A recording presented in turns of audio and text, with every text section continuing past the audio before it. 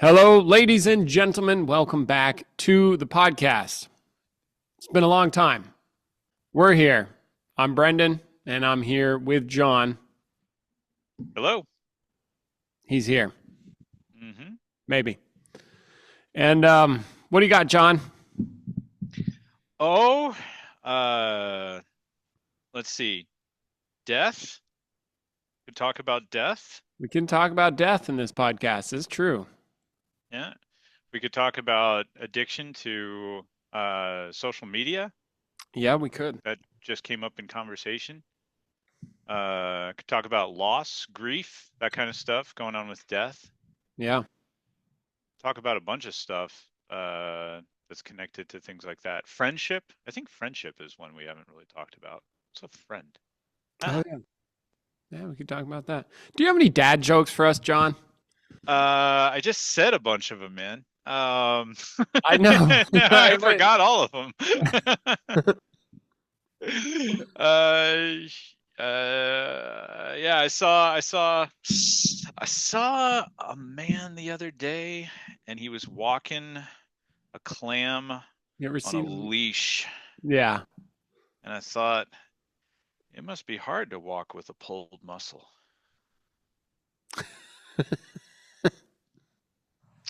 There you go. Thank you. It wouldn't be the same without the first jokes. Yeah, so what the fuck is up with social media being addicting?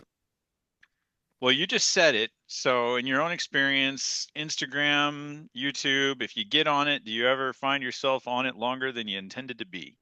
Yeah.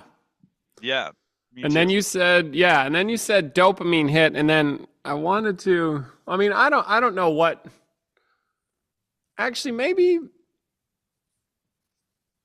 I was thinking a little bit about what we're doing, and I think part of what would be good to do is to have in the background, like, how do we talk to people? And what I mean by that is maybe have something where we're giving value or trying to solve problems for people, and or that should be part of it. I got something. Yeah. Maybe when we're looking for our dopamine hits or our feel-good vibes or whatever it is that's keeping us on the rat wheel there in YouTube land or what have you, Yeah. what we're really looking for is something deeper and maybe a lot deeper. I was watching a movie a few days ago with my girlfriend and her sister. We were watching a chick flick called What Women Want. Do you know that With the one movie? with Mel Gibson. Yeah, and he can suddenly read women's minds and Yeah, only he can women's hear minds. And he goes from being this super like early 90s chauvinist, Yeah. to a very sensitive and aware individual. and and right at the end of the show, the woman he really wants to be with is uh not available for him at the moment, or it's like he's not, there's some barrier he's got to get through to go talk to her. And he walks into his kitchen and he looks in the refrigerator, and then he's just talking to himself and he goes, "Oh, she's not in the refrigerator." and and I thought, oh yeah, like so many times when we are looking for some mindless pleasurable activity, Hmm. what we're actually looking for is something much, much deeper, more enriching and more sustaining, more vital, more real, but maybe we don't think we can get it. And so we're taking an easy way to get something that feels good, but doesn't ever scratch the itch. Yeah. Something may be going on there. And what came up as you were talking was I definitely think that there's an aspect of finding something temporary. It's always like a temporary fix, kind of like, I don't know. I remember being this way back. I was upset about something in my car, and then I was like, I want a bag of Funyuns. And then I was thinking to myself when I was angry, I was like, okay, all right, Brendan, you're angry. You're uncomfortably mentally, right? Mm.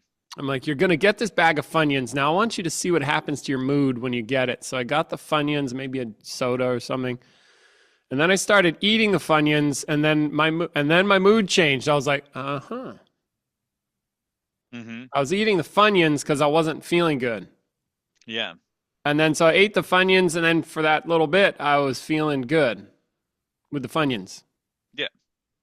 Yeah. And now I don't know if I went back to feeling bad after the Funyuns, but I was like, wait a minute, there's something up with this. Or like people like smoking or whatever. They got something going on, then they get addicted. It's like an addiction. Seems like it has addictive qualities. And then we go, well, what is addiction? Well, because what I have a it's so funny watching my mind. I have beef, like when you say the dopamine hit, right? I Yeah. have beef with that almost immediately. Now, that's probably characteristic of me, like normally having beef with what the mainstream says or something like that, or what people just say dopamine and write it off. Mm-hmm. Okay, yes, I'm not denying that likely there's dopamine. There's a chemical. Good. We can isolate the chemical. You want a dopamine hit, but then it stops there. I guess that's what my beef is. They stop Well, with I you're think just getting a dopamine. you don't you have a need for agency in your own life. You're like, no, agency is the way to go. You choose your own destiny, and or at least you have I'm choices. I'm And like, when don't people, fucking limit me with your dopamine. I'm like, yeah, dopamine, so well, what? yeah, I mean, people could also say it's their astrology sign, and you would be like, that also doesn't work because it's an explanation, and then people stop at the explanation and they stop. Right. They're like, well, I can't because a dopamine thing. I can't because I'm a Pisces or whatever it is, right? Yeah, Is it and is it like that? I think that's the deeper stuff that I would have going on about that. Or like I ended on Instagram, see, down these weird holes. I ended up on this random chick's channel, and she's into sex and kink and stuff like that. And I randomly went in there and then ended up watching one of her videos, and then she was talking about blah blah blah blah blah blah blah, this that and the other thing, and then yes, and we can't choose what we're in pain about, and we can't choose blah blah blah. Um, shit, it's not very clear. She said, we can't choose what we're in pain about. And it was like that statement right away was, I'm like, there's an assumption as if somehow we're formed up a certain way. And once we're formed up, it's set and we can't choose it. As if I don't have any control what I can do in my experience. And I'm like, that's what I want a war with. Mm. Oh, you're going for a dopamine hit. I'm like, yeah, stop going for that. Yeah, but I can't help it. Well, okay, so but people do things that they okay, so excuses. I think it's like excuses. You want to cut the excuses out. Like that. I want, and it comes from a place of wanting people to have more power. You know, what you said, what do you call it? Agency. Yeah.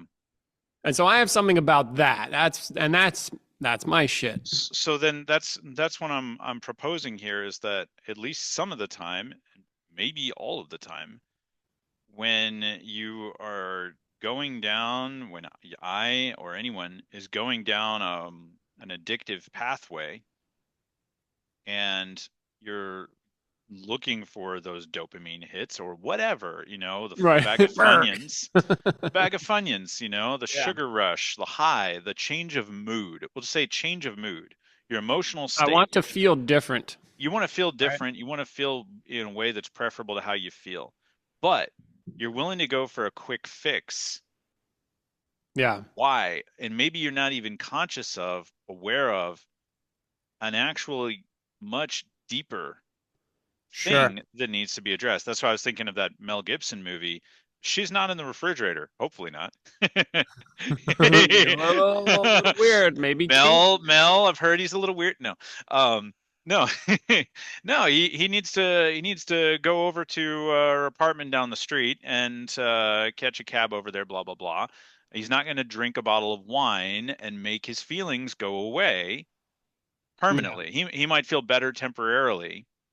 And if the thing is really not scratching the itch, what's the itch? Yeah. And so that would be my offer there is maybe there's something that you actually want a lot more, but you don't think you can get it because you think it's impossible or you're not important or any other number of things that might be in Oh, the way. sure, sure. And totally, of course. And this reminds me a lot of some of the stuff that I've discovered, and also we bring to light in some of the workshops that we do here, which is depending on which workshop, this one would be one place where we might find this is the experiencing the nature of being workshop. But others, it doesn't matter. Come do those, by the way. Of course, you're always invited to do a workshop. It's exactly as you say. Say I know somebody who's like, let me see, what would I do? Oh, not me. Somebody totally different. Can't be me, but because I'm perfect. um, tell a joke. I need to be funny to tell a joke to get somebody to like me. So I feel in my life it's characteristic. Say maybe you know somebody like this, right? I'm with people and then I have to tell a joke to be funny. And then I'm with more people and I tell jokes to be funny and I tell jokes to be funny and I tell jokes to be funny to get people to like me. Now, I tell a little joke, I get the hit, they like me. I tell a little joke, and it keeps going. Then maybe I become a comedian and then really fucking unhappy. See, but now what's underneath the joke telling? Well, I don't really think I'm worthwhile. So I do little things in an attempt to fix the quote bigger thing underneath the surface, which is I'm not a worthwhile human being. Mm. So I get these little, oh, do they like me? Do they like me? Do they like me? You ever see somebody like that? Always like looking like, do they like me? Do they like me? Do they like me? Yeah, sure. Like people who are chronically nice guys probably have something like this. And so there is, just as you said, the little things at the top, the chocolate, the Funyuns.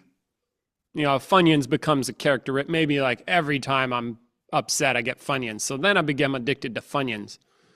But what's the real issue? Well, I'm not worthwhile. And then people might stop there. And again, I'd war with that. No, don't stop there.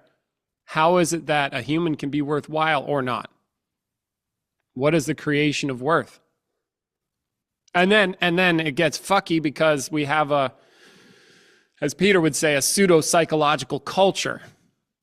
If you think about our culture and think about how we think about why people do stuff, Mm-hmm. right, as a culture, it is very influenced by a psychological paradigm. And immediately people go down psychological roads. Oh, well, you're not worthwhile because of your upbringing, because of this happened and this happened. And then you didn't get the love from your parents and da da da da da. And it's like, again, people stop there. And I say, no, go further from what we call like an existential standpoint, Well, ontological okay. value. How does value get created in the first place? Like from zero, from pre-psychology, no psychology, no nothing. Just good, bad. Yeah. How does good and bad get created? Yeah. And then also you say, I'm not worthwhile. Nobody questions the I part. They Mm-hmm. assume it. Now we're I, getting down into the weeds. well, Down, down to the beginning. yeah, I feel like I'm in a movie and I've gone from looking at one person like mowing their lawn in the front yard, and you're on Google Maps and you start spanning up and up and up until you get their whole city and then the whole planet, and then you keep going on to get the solar system and then the Milky Way and then a few 100 million other galaxies. It's like we just went through talking about people stopping at I'm surfing Telegram because I need a dopamine hit, to what is the origin of positive and negative, of good and evil, or good and Sure. bad. Yeah. And there, And a person. I'm like, oh, I'm not good. yeah. And earlier on, there was I was when I was thinking of addictive behavior in lieu of seeking something that's actually more important to the person in question. Um, you know, maybe what I really want is to have uh, is to feel loved, or to feel meaningful, to feel important. Totally. And so what I'm doing, because I think it'd be too much work or too risky to go talk to my girlfriend, or to, you know, ask some or call somebody up on the phone, or whatever. I'm gonna go ahead and, surf Telegram or Sure. whatever. You do like that surface level, easy, easy, Surface level easy. And so, like, I was just thinking of, like, temporary. right there, that's something you could take a look at without having to delve into who is meaningful and why they're like why you're important or not important. You could just get that what you're actually wanting is to feel important, or what you're actually wanting is to feel loved, or Sure. something like that. And then ask yourself, like, is Telegram going to get that for me? Or is having a conversation that I want to have with my wife, my daughter, my boss, my whatever it is, or getting to the gym, like I said I was going to, or whatever. Like, is there something else that's actually bigger? Like, where's the elephant in the room? Just as a person, just as like a normal everyday person, you know what I mean? And then, Mm. and way before I get to anything like truly existential, just Oh, like yeah, just the babies. Oh, these are what I you call baby you steps. could call it baby steps, but Doesn't let's matter what I be call it. but let's be honest, like, that's a big thing for everyone, and Yeah, including you and me. We sometimes do that. of course. No, no, no, no. We're actually I perfect. mean, not Can't be us because not you, but right, maybe someone you know. But yeah. and then you brought in something else, and I think it's related, but not exactly the same thing. It's a habitual way of being as like a character to survive in the world, the social world. And that could be like an addiction too. But Oh, I was making kind of a difference, like, between drinking a beer too much, surfing YouTube too much, smoking or whatever too much, getting those, chronic yeah. overeating, in not so much like I'm going to be a tough guy, a funny guy, a nice guy, a Right. smart guy. I brought up the examples in an attempt to reveal the possibility of the dynamic. Mm. Not so, it's not so much the examples themselves, but what the examples are revealing, which is that dynamic, which I think you started with, which is I do something surface level, but it's temporary. Maybe there's something underneath that. Yeah. So what are we avoiding when we're being inauthentic, being the funny guy, as an example, I would or the say tough guy? it just depends on what's there. It seems to be that can be varied, but probably something in the direction of at a base level, we avoid pain and seek pleasure. Like Okay. it's got to be related like that somewhere. Hmm. See, I mean, yeah. Are there different kinds of pain? Is there no pain, no gain pain? And then there's pain getting stabbed in the leg pain? Well, In other words, you just said the differences or yeah, I something. said the different, like, so, like, we're avoiding pain. So, like, there's a pain that comes from having a conversation you really need to have. There's a pain that comes from going to the gym, like you said you were going to do. There's a Yeah. pain that comes from, you know, having integrity when it sort of goes against your temporary desires. And then there's a pain where you're actually getting damaged in some way. Yeah. you know, which is not necessarily good for you in any way. It's actually destroying, you know, your body or your Yeah. psyche or what have you. Sure. So you're talking about the first kind of pain. You're not talking about, Any, I think. okay. Well, I'm just again. Oh, I guess I'm like, let's go to the bottom right away, Okay. which is like, All right. So let's go to the bottom then. Let's go to the bottom. Let's skip the intermediate steps. Let's skip the baby well, steps. that's yeah. I mean, I don't. Yeah, it just depends. I guess the main thing for people out there, what I'm just thinking in terms of value creation for others is like, as I've started to do more and more in the workshops, rather than talk in ways that, like, because Peter is incredibly good about outlining exactly and articulating it clearly what's what. And he makes many fine distinctions and he'll articulate them. And then people get gummied up in the articulation, as far as I can tell. So I've stopped being so verbose, if you will, and started telling people, look, it's just what the fuck's going on in your experience. You want to know about this stuff? Take a look. Take a look. Hmm. I scroll Telegram. Why? Blah, blah, psychological explanation. No. What's underneath the feeling of wanting that? I want that. Why? In the experience. It's right here. It's not like you want to discover what's really going on with you. Just take a look at what's really going on with you. Where do you find that stuff? In your experience right now. It is nowhere else. It's not somewhere else. When I'm on, well, no matter what room I'm in, I want to scroll Telegram. I want to scroll Telegram. Also, within that wanting, like right in the wanting itself, is already all of the stuff, all of the prerequisites for the wanting are also available.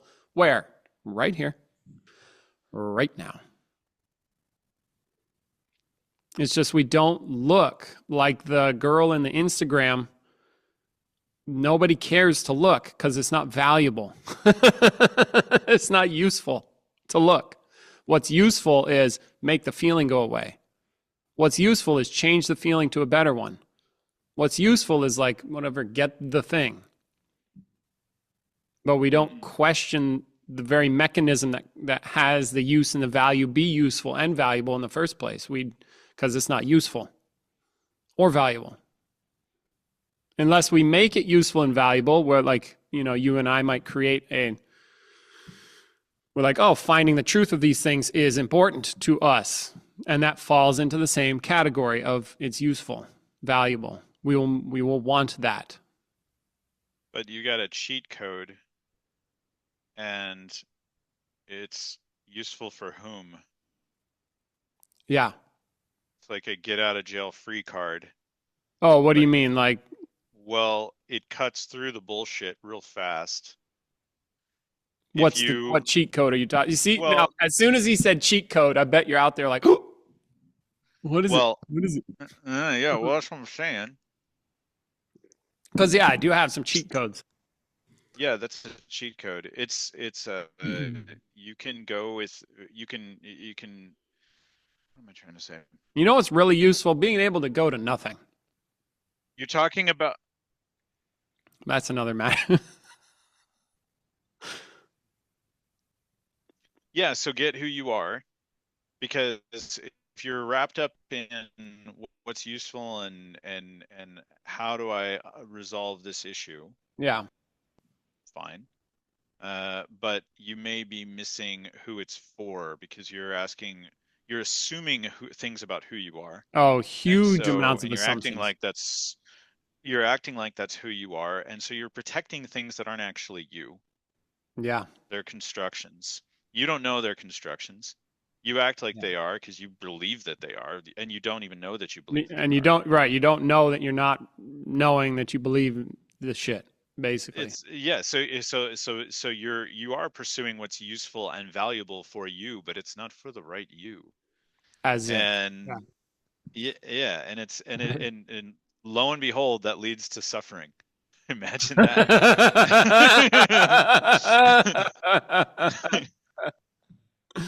He's right. Yeah. So that's all I'm saying is like a cheat code because you can drop some stuff. You know, you'll some of your actions, activities may simply just not make as much sense Oh yeah. anymore for you to engage in.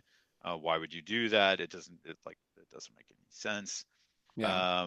And it's not a struggle, but you do need to go ahead and become conscious of who you are. And that's probably going to take a lot of intentionality and openness on your part and just pursue you. Yeah. Like there is actually that possibility to do that. I mean, for you, listen, like you can do that. And then right away, right in that possibility is what I can sense is the danger of then now we are starting to make a cosmology about what you need to do to get your freedom. Oh, And then it, no. yeah, don't do that. I'm just saying that it's incredibly useful to get who you are, to get what you are.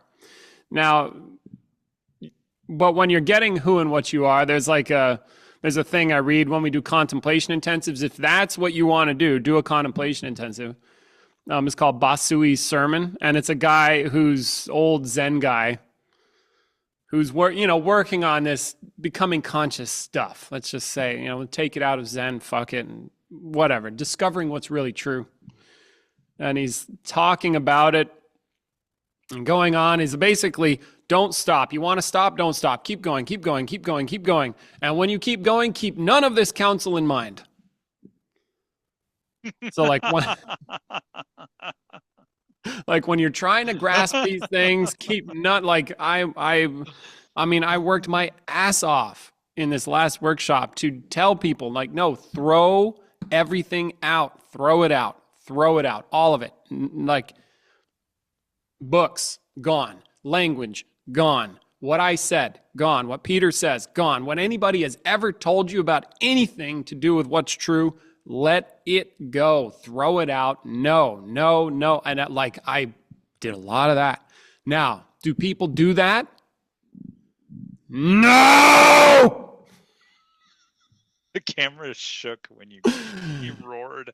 I'm shaking the table. Oh, you're doing that. Okay. Yeah, the camera over there, I shouldn't shake. No, they don't fucking do that. Why?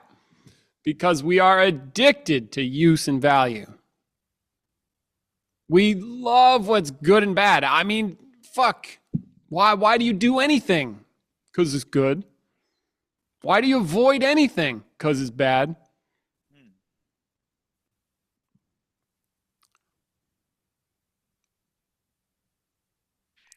So, want to talk about something. This Mm, could land like a brick for people or not, as it did for you. yeah. Um, my my son, who was born on the 24th, uh, died at birth Yeah. for In your causes that arms, are right? In your in my hands. hands, yeah, for reasons that I still don't completely understand, and we may not understand for months. And I'm still processing this, and I may be for a long time. I don't know. Yeah. Uh,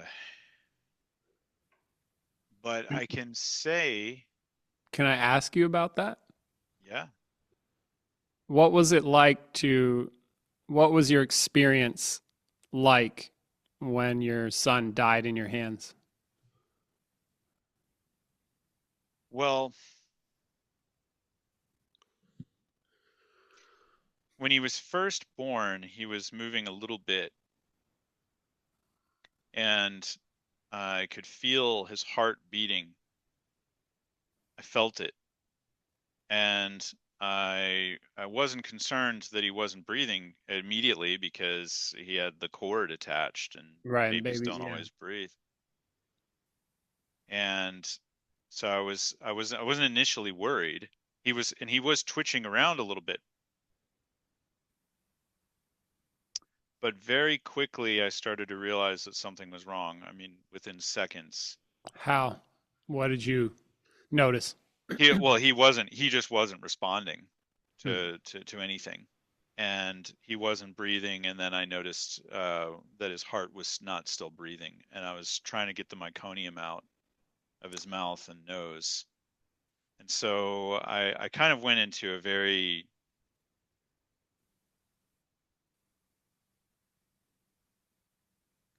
I was very concerned for my partner. I was very concerned for him, and I was just trying to solve problems. Mm. So at that moment is not when I really felt his passing, because Hmm. I called the ambulance and they were there within 3 minutes. I had been sucking meconium out of his nose. We had been doing heart massage trying to get him going, and I was very concerned about my partner because she was in shock. Mm.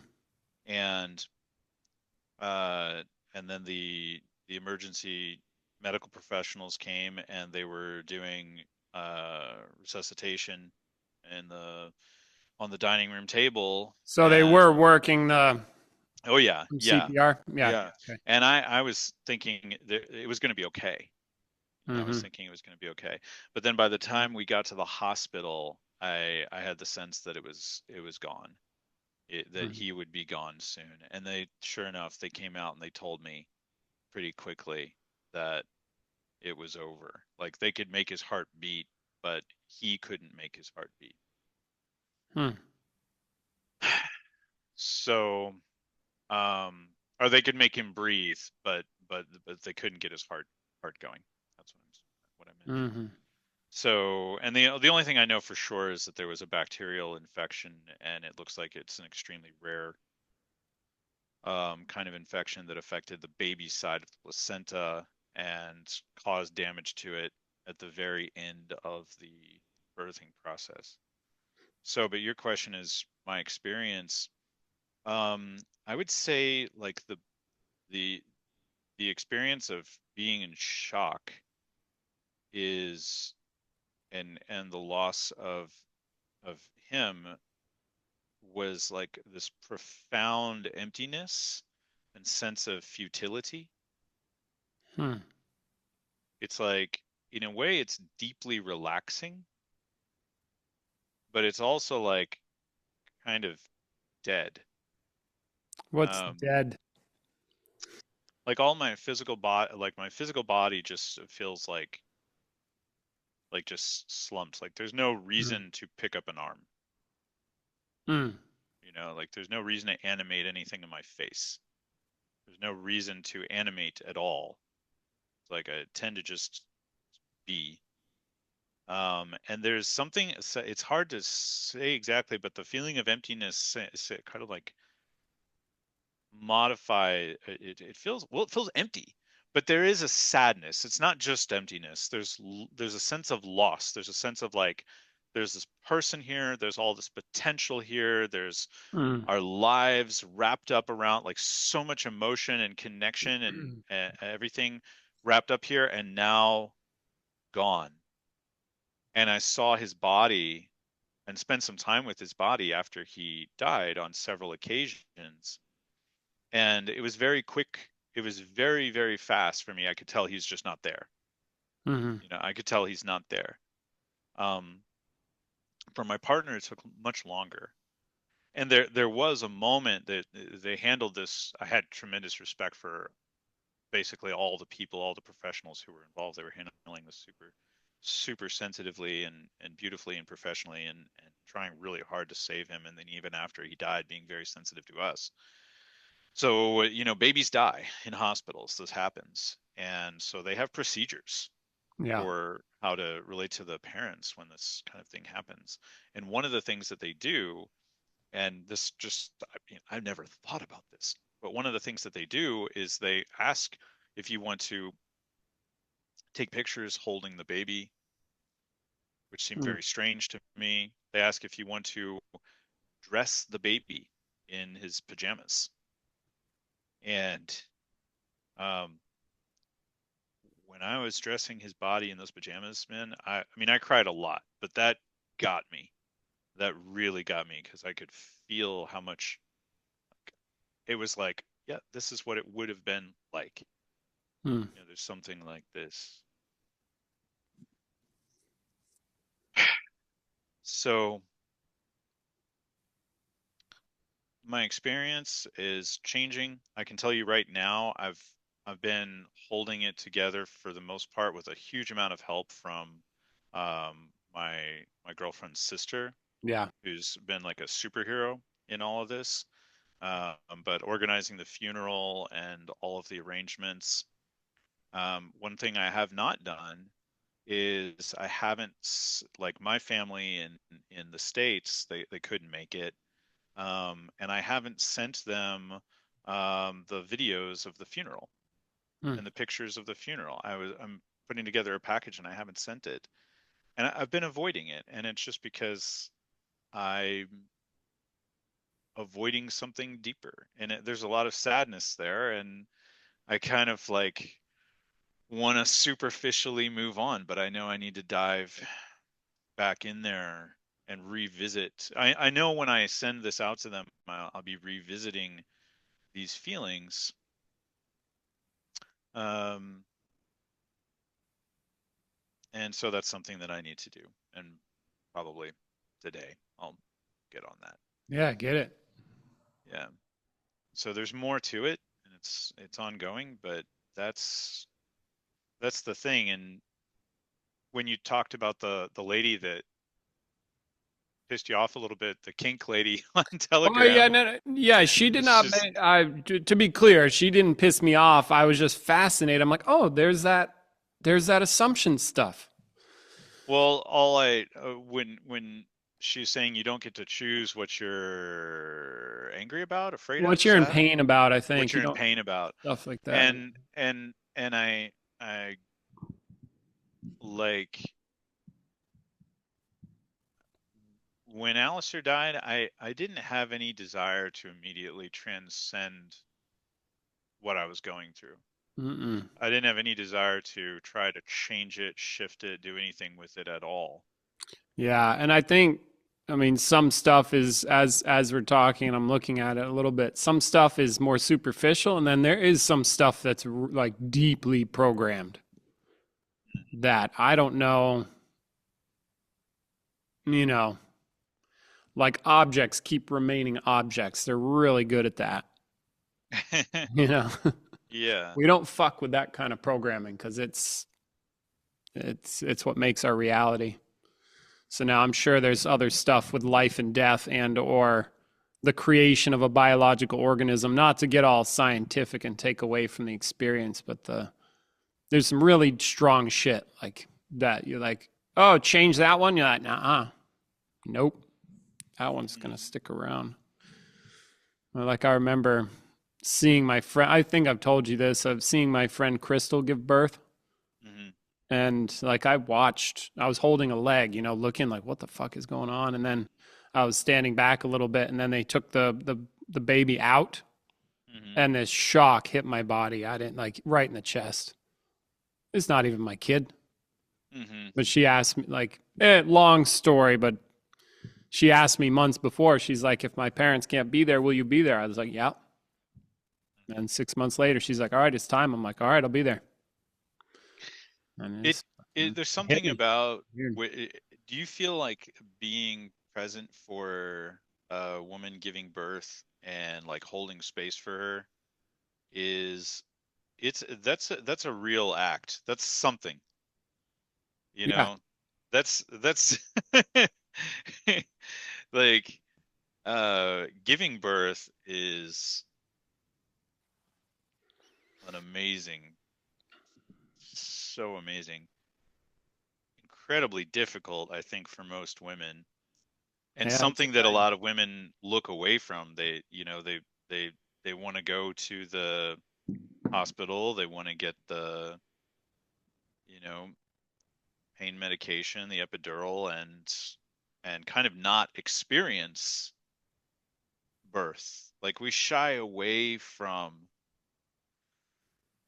yeah, sure. And that a again, lot of the that's things that we pain. experience as part of Don't being want to alive. experience that pain. Yeah. But Probably. giving birth and being born are like some of the most punctuated moments of being alive. Yeah. Even witnessing it is a very punctuated moment of being alive. And witnessing and being a part of a death is also a punctuated moment of being alive. Yeah. And yeah, and I was I'm remembering there's somebody I know who's also had some degree of consciousness, and he's like birth is like normal. Like Mm-hmm. billions of people give birth. Yeah, like everyone you know was born. And billions of people die too. Like death is very, but somehow we have this orientation to it. That's gotta. Yeah, in our culture, we really do not permit ourselves to really experience publicly, at least, talking about birth and death and Mm, sex. We talk about sex a yeah, lot, but in ways that are commodified, we don't. We you there's know. certain shit we keep private, and probably for good reason. Maybe not.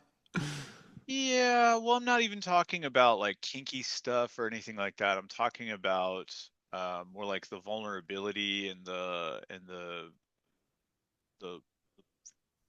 the viscosity, the very organic, uh, reality of our existence as physical organic beings, Yeah. and life and death and birth and sex and breastfeeding and taking a shit and all of that stuff. Yeah, we do. I mean, yes, like, look, we're wearing clothes. We don't walk around naked. I mean, we have certain, we package our meat. Yeah, That's and one thing I remember. we package ourselves. We dress up as the funny guy, the clever guy, the smart guy, the strong guy, the tough guy, Yeah. or we package our behavior. I will go for the glass of wine rather than call, or beer rather than call up the girl that I'm crazy about.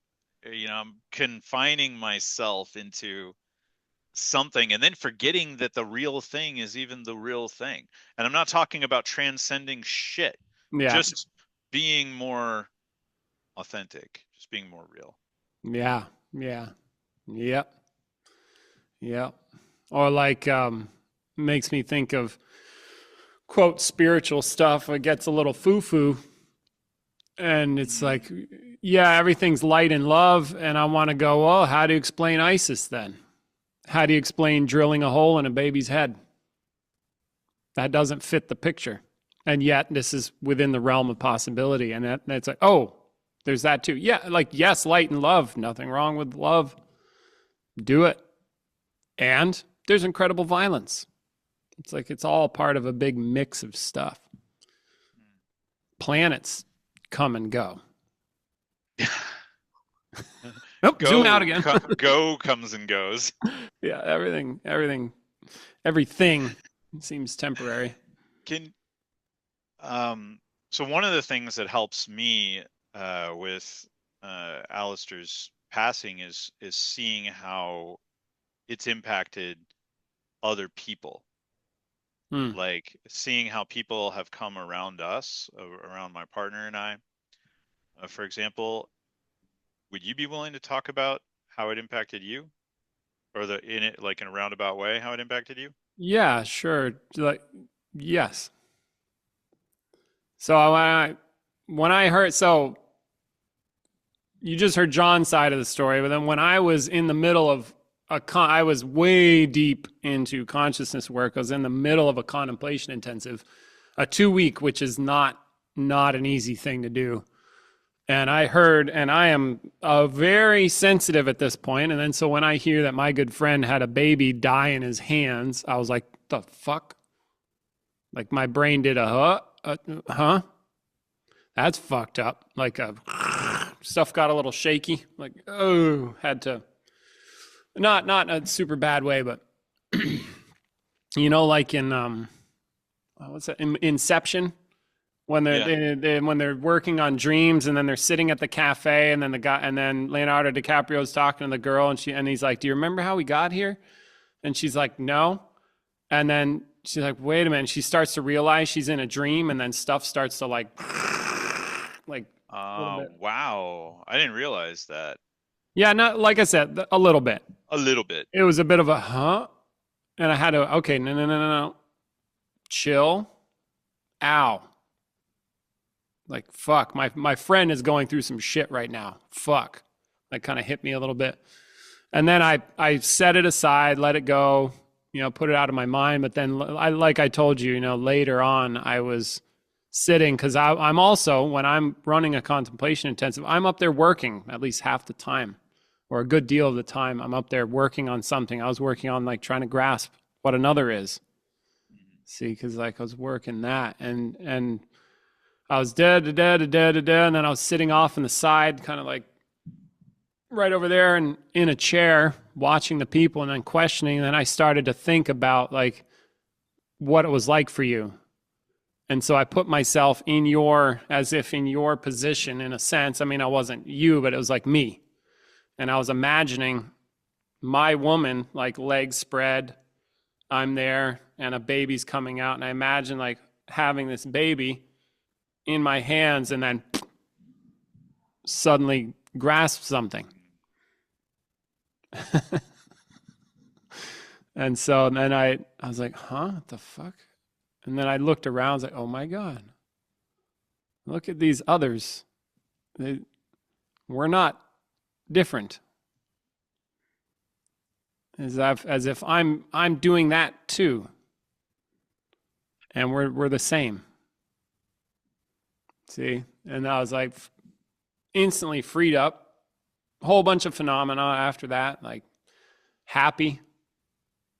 And then so later on, I was getting my oil changed, talking to John after the workshops. It's like a nice, sunny, beautiful day. It's nice. I'm talking to John and, telling him, hey, like when that wouldn't have occurred as if without this thing, just noticing. I tried to tell John, like, hey, look, you didn't actually lose anything because there's nothing there to lose. Like what we are is the same. Yeah. And we can't die. Like we're already free. Yeah. Something like that. It's absolutely true. It's 100% couldn't be more true. And right in the same place is the place of our living and dying. Yeah. And any avoidance of that seems to result in silliness. Yeah.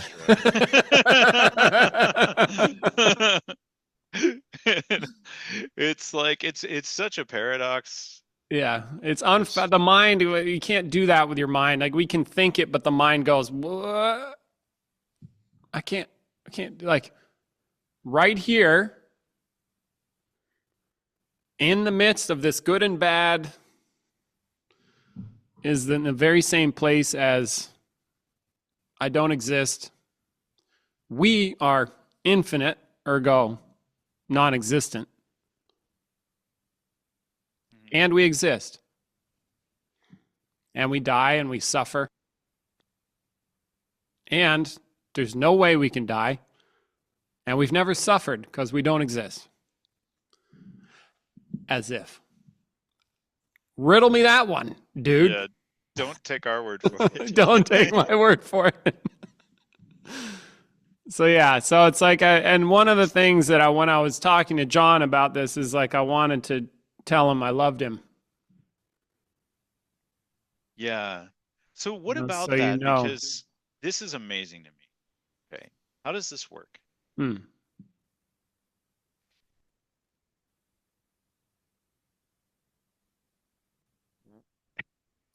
How is love? What is love? Because you don't exist. And I don't either, but I love you. Yeah. And I know you love me, and I love a lot of other people in very particular ways. Or I have other kinds of relationships with them that aren't so loving. Yeah. Well, I think it's like there seems to be a more original condition. Like underneath all the bullshit at the end of the day, and then I know I just don't like how what I imagine spiritual minds are gonna do is something like this. But like at the end of the day, we're already loving each other. Even if I'm a fucked up psychopath murderer, underneath all that shit, maybe it's like the love of being. Okay, yeah, Like it's like the just the existence of is already as if a kind of love, but then what is that? We don't know. Fuck it. I don't know. I don't know. yeah. But it's just like I'm already I don't have a word for that really. At, love, at peace, already free, just being, nothing added on top, just here, heh. And somehow I might call that love, huh? But I don't know. Well, if you're gonna use love for anything, that would be a good Yeah, place. non-conditional. It's like, can you love Hitler? See, Yeah, that's no condition for that. It's just love. Now, love might take the form of, I'm gonna kill you. You're fucked up. I don't know if that's actually true. I'm going to fight for what's, like say I get angry at somebody for hurting themselves. It's like the anger is an expression Hmm. of, I love you. I care for you. I don't want you to do that. Hmm. And maybe it's like us, There's like something of we are not you and I. Like there is no you, I say yeah. we, like we I, aren't I separate. I was in a I room don't know. once with a I'm postulating, by the way, kind of just postulating here. So don't take what I just said too seriously. Just thoughts. well, okay. I mean, I'm just Uh, sharing for the people out there. It's like what I just went through. I'm not very clear on. So just hmm. let that simmer somewhere. Don't like fix it as a reality. Hmm. But anyway, go ahead. What were you saying? I'm maybe doing the same thing. I'm kind of simmering. Um, but I remember being in uh, a room full of like 40 people, and there was a guy there who must have had some enlightenment experiences, and he was talking to everybody. What do they call that? When the Satsang. wise that yeah, that thing. But he was pretty unorthodox character. And I remember him looking around the room and just saying, "There's no one here." And there never will be. And they never. And I got it. And he looked right at me and his eyes lit up. Yeah. And he, we talked and chatted. It was cool. Yeah. And so there's it's like in this heart, I think, there's a good reason to read things like Rumi and Khalil Gibran and some of these poets and like sometimes the thing is don't if you want to communicate things like this, maybe poetry or song is sometimes better than trying to like pin it the fuck down. Oh yeah, no way. I think for some of these things, it seems true way better because it leaves a bit of wonder. It leaves a bit of, huh, like something Mm. hits, but you can't, you don't know Yeah. what it is. And I think that's good. For my son's funeral, it was Khalil Gibran. It was mostly poetry and song for the whole Yeah, thing. yeah. And it was nice.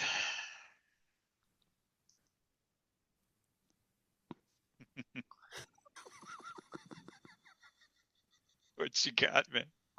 I was just laughing. It was funny.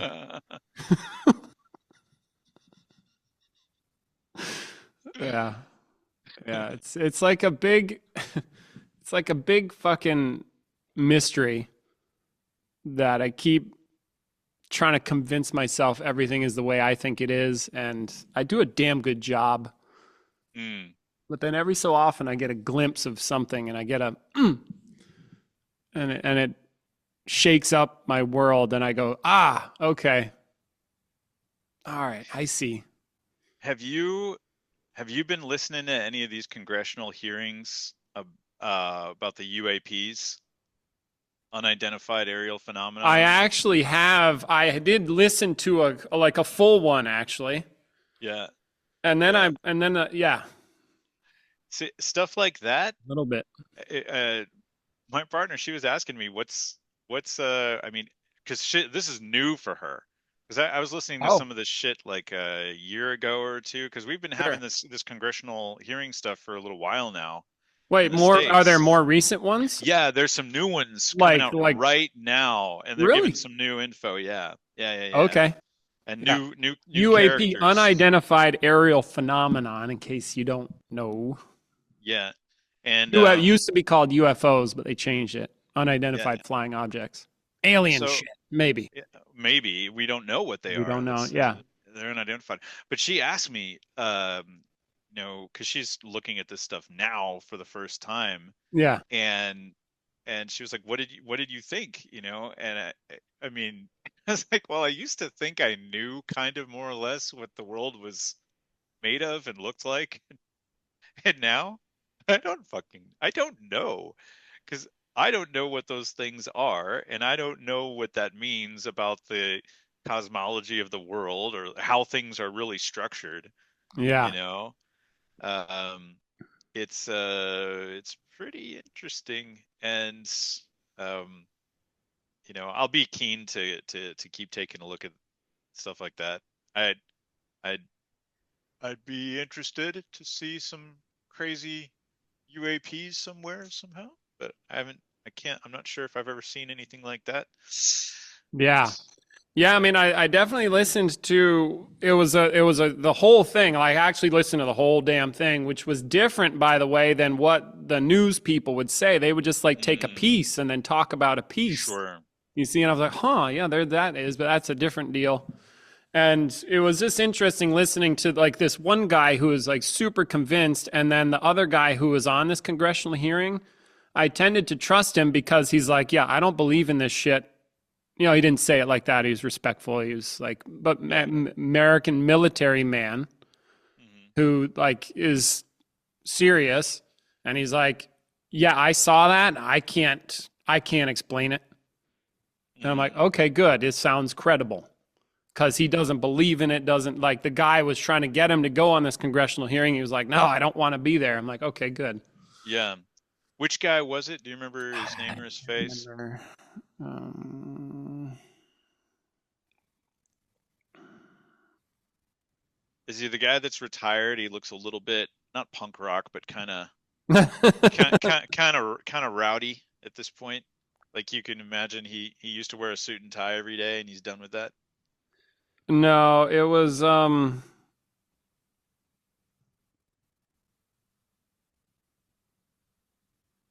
it's probably. Oh no, I'm sorry, man. I can't remember which guy it was. But like, there was the main guy. I was like the guy who was sitting off to the side. I think I can't remember though. Yeah. Well, I remember one of these individuals was getting interviewed, and he was being asked about the nature of these things. And that one thing is that they all say there's something there. So there's something there that's being Something occurred, right? photographed, videoed, scanned with infrared and radar, and you've got eyewitness testimonies Yeah. and apparently lots of them. So this is like whatever it is, it's either a massive hoax being presented by aspects of the government, or there's an actual phenomenon there, but what it is exactly, not sure. But it's been asserted that there are craft and that Hmm. there are non-human beings associated with these crafts. Right. But what they are, like we think extraterrestrials, ET, another planet. But this guy was saying, look, we used to think that it was just humans, animals, and plants. And then we found out it was humans, animals, plants, and fungi, which are actually the greatest animals, so to speak. Right. And then we learned about things like bacteria and viruses, Yeah. and which actually run the world. They're the dominant Yeah, kind of organism, and with more biomass than all the other things. What's to say that there haven't been other things here all sure. this time that we don't know? I mean, these whatever this is could be from right here, Yeah, it doesn't matter. and we're just now picking up on it in a major way, or maybe we did in the past, but we forgot about it or got suppressed or whatever. I don't know how this is for the channel because it's all speculative, and it's Yeah, we're probably going to get conflated with a bunch of woo-woo spiritual shit. Ah, these yeah. guys believe in aliens. Hey, if I get enlightened, will I see UAPs too? Shut the fuck up. Not on my No, watch. but try some iboga. No, um, Do the 5-MeO DMT. yeah, none of that. But just the open-mindedness about how the world really Right. functions, I what the think world's that's really that's made the of. message here is like be open, or like I sent a video over to Peter. It was this comic and I can't remember his name. But he's like one of his opening statements, he's like, "Look, dude, we're on a planet. What the fuck? And we're traveling through space on a planet. Sure. Like, we don't know what's going on. Why did we didn't have to end up on a planet, and yet here we are." Or like electricity. We don't know what it is. We just know how it functions. That's crazy. Gravity, like what's that? We don't know. Shit like the double slit experiment. You see, I'm like bringing it back to science, right? Like, what the fuck? Is it a particle or a wave? We don't know. And how can it do that? It should either be one or we don't know. There's a lot we don't know. We just don't know. Well, how can we live and die and not be anything at all? Yeah, see? Riddle me that one. We live by the laws of things. You see, something. I don't know. What laws are those? I don't know. How did it come to exist? We don't know. How did you get born? You don't fucking know. I got a Can am I allowed to say a personal cosmology and then If you you can want. poo-poo it It's a all over the place? cosmology. Yeah. Here's All a right. cosmology coming up. All right.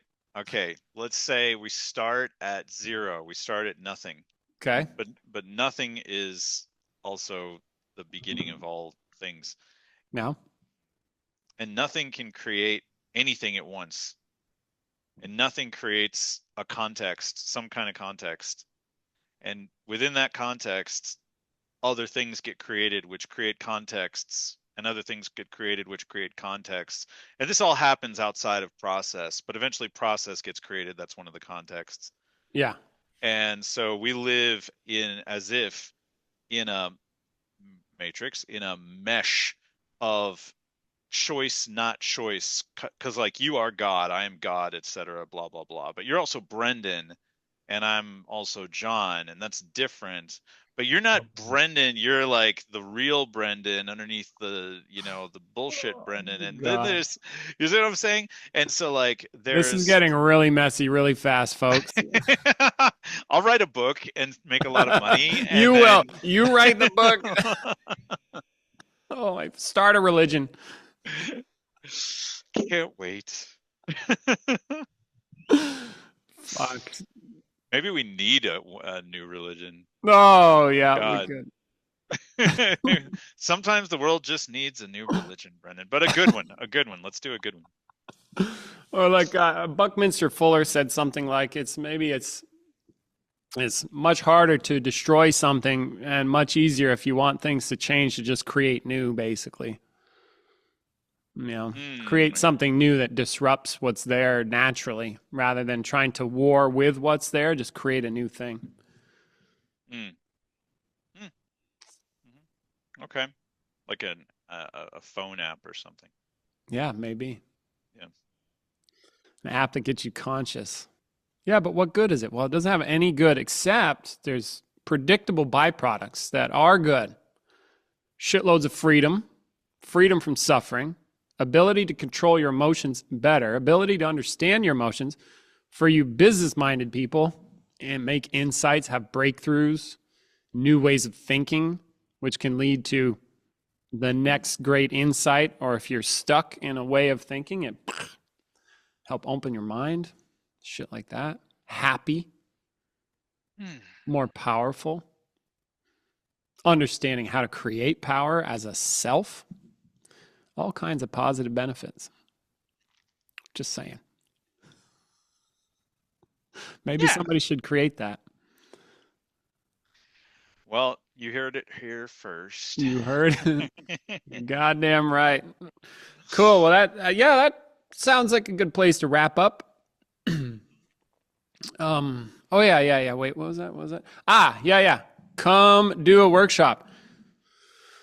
If you want to do physical consciousness, come join us this winter here. Love to have you here for that. I've been going on a rant a bit. I mean, those of you in the Cheng Shin sphere, the world of Cheng Shin, know that I've been blasting out a lot of emails to people, like a lot, trying to let people know, hey, just sitting on a cushion is great. You can get conscious, and there's a lot that can be learned by doing the physical stuff, like a lot more, because you get real-time feedback. Whereas when you're just on a cushion, you don't get the same feedback. It's like there's nothing there that says, hey, you're lost in your own mind. But when you try to do something physical, it kicks ass, because then what I think is going on doesn't match what I'm capable of doing. And that really can shake things up in a very good way. So you get tons of feedback. You learn about learning. You learn about your own awareness, your own body, movement, what you can and can't do physically, which is very real, than just the feedback's concrete. Yeah, you can't mess with it. You can't lie your way out of getting punched in the face. Like, oh, it didn't happen. It's like your nose is bleeding. Oh, right. I shouldn't go so far. Okay. For some of you guys, you want to do boxing. So I think there's at least two different categories I'm going into my mind here about this. Yeah. So if you've got, if you're one of those folks who's always been into, thank you. John's better at sales than I am. So take it away. say you love the violin, or you love piano, or you love painting, or you love drawing, or you're really good with computers, but you never really got very comfortable with your body. Maybe you got told you were awkward. Maybe you feel awkward. Maybe you think you're kind of clumsy. Come do a workshop. Why? You will learn about, like, you had PE in school? No, to hell with that. Those were people telling you to do pre-programmed games. They weren't really that are created by a culture that's focusing on competition within baseball and soccer and things like that. Come do a workshop. Learn about your real body and how it really functions in three-dimensional space and physical reality. Yeah. From a deeply conscious perspective, you will develop a different facility with your body, and that may challenge some of the ideas that you might be carrying around as you're that tell you that you're not a very physical person. Yeah. That's bullshit. Yeah. You're just as physical as anyone else. Yeah. Etc. You're just not trained. Or maybe you're one of those people that likes throwing punches and throwing people around and doing martial arts. You do jiu-jitsu, you do boxing, you do something else. Come do a workshop. You're going to look at physical interaction in a way that's very deep, that comes from someone who is very good in the world of grappling, throwing, and striking. And yeah, you may have a great teacher, you may train with great people, but this is going to be a different lens. This is going to be a different perspective. It's going to allow you to make insights into your capacities as a fighter or a martial artist that you can take and apply into whatever your sport is or your activity. Yeah. And if you're someone in between, just come to a workshop because you're already interested in consciousness, and just take our word for it. Like, usually don't take our word for it, but take our word for it about this one. Right. You're going to like it. Yeah. Yeah. I mean, there's a guy, like, he's a professional dancer grew up doing that. And he said he learned more about his body in that 1 week of a workshop. And this is a professional than like anywhere else, like that kind of stuff. Or people have stuff like that where they just new ideas, breakthroughs, insights, new skills, ways of thinking, ways of approaching training, ways of approaching learning that are just not, I don't think they're taught anywhere else, really. Like, I don't see it. They're out of this world. They may be inspired by UAPs. We don't actually know where Peter comes from or even what he really is. I've never contemplated the nature of Peter Ralston. Is he another, or is that something else entirely? We don't know. It's a mystery. Yeah. So yeah, thanks, John. That's great. And yeah, definitely come do that this winter. That'd be excellent. So happy to have you. Cool. Well, thanks, man. Thank you. Appreciate it. Much love. Take care. Do good work. See you next time. Bye.